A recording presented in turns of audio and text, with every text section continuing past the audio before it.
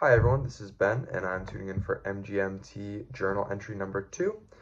I did prepare some notes, so if I'm looking above on the screen, it's just me looking at my notes. So, what were your initial thoughts about failure being an important and unavoidable and part of your career? I believe that failure is not only an important and unavoidable part of our career, but is also an important and unavoidable part of life. So I believe that a career is like anything else, a sport, a hobby, or even schoolwork.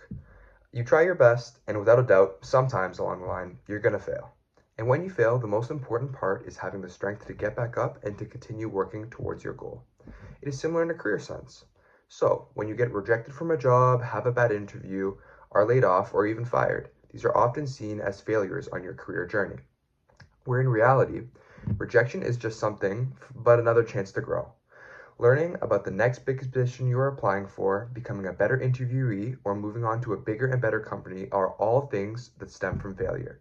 Failure is something that is going to happen inevitably, but real failure is determining our response to it. So if you don't get back up and get back on your feet, I believe that that's what real failure is. I myself have been rejected from numerous summer positions and haven't been called back after countless interviews. But I'll continue to put myself out there, and eventually last summer, after hundreds and hundreds of interviews, I was able to land an amazing summer position. Failure is something that is inevitable, and dealing with it is part of becoming a better person, a better worker, and a better leader. For my second question, which of the 3 videos of the unit module resonated with you most and why? I chose to talk about Dr. Carol Dweck's TED Talk on the developing of the growth mindset. Instead of looking into the future and the possibility of growth, people are often absorbed by the now and are stuck in today. People create excuses, compare themselves to others, and run from challenges when faced with difficulty, causing them to hinder their own personal growth and their ability to grow. Whereas I think that we should be working on developing and looking into the future and learning from mistakes, similar to Carol.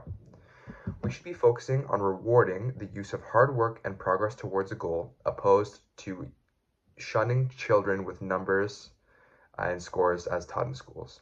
Working on pushing past our comfort zone and challenging ourselves helps us develop a growth mindset. Difficulty learning and gaining skills doesn't necessarily mean that we aren't as good as anyone else. It just means that we have more room to grow, states Carol. And I really resonate with that because I think that growth is such an important part of learning, and it wouldn't be as amazing to learn something new if it wasn't hard.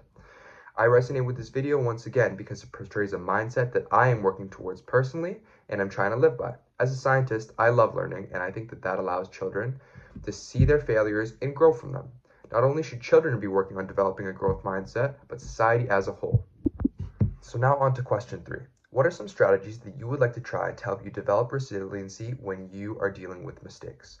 I believe that above all else, cultivating a strong and determined mindset is an important way to develop resilience against mistakes.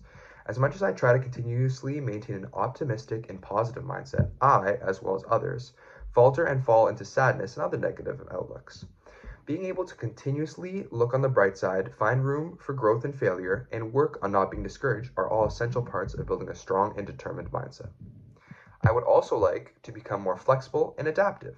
Adaptability is a skill required in most professional settings, and being able to change and grow fitting with a new environment is an essential skill.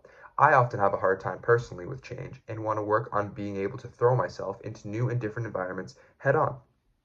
Lastly, I think that working on prioritizing self-care is super important.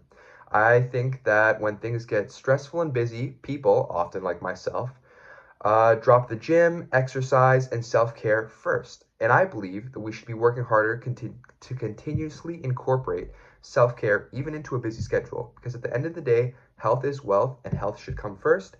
And a healthy relationship with exercise and yourself often leads to better results within the company or other aspects of career growth. Thank you guys. Have a good day.